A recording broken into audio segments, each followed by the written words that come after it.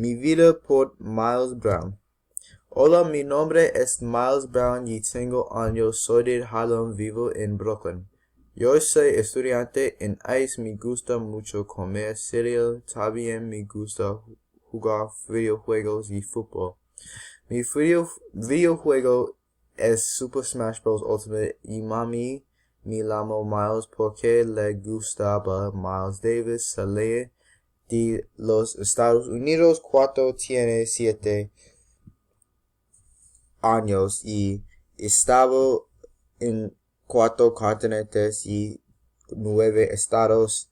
Nací en el interior del apartamento 870 St. Nicholas Ave, Manhattan, New York. New York. Mi mamá nace en Brooklyn.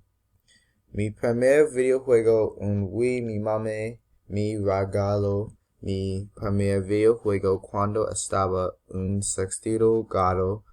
También tengo 2 hermanas de 9 y 3 años. Me encantan y me molestan cada vez que tienen una Apple donde tiene un gato. Se llama Boots, pero se muerto.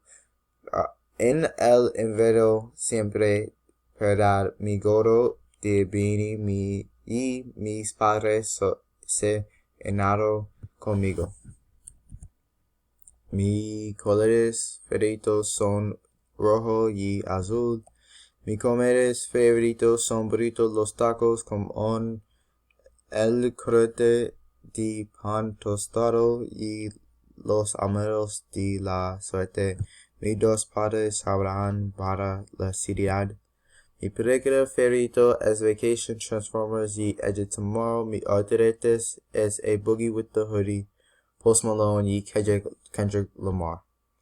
Mis números favoritos son 4, 1 y 8. Mi favorito del año es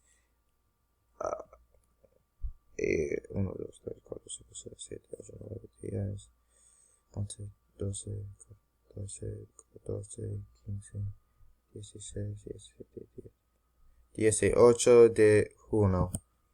Mi perrito favorito es Camouflage. Mi perrito favorito es Brooklyn.